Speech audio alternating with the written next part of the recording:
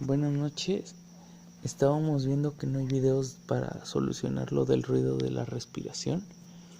Por lo menos para ahorita ya de noche que la bebé alcanzó a dormir.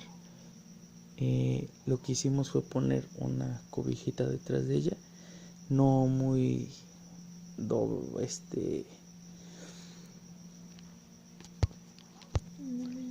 no muy inclinada. Entonces, pues, para los que tenían esa duda, pues lo que podremos hacer es eso. Ya no es el ruido tan fuerte, al menos no se oye tanto.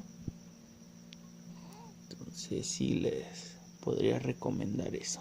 Buenas noches.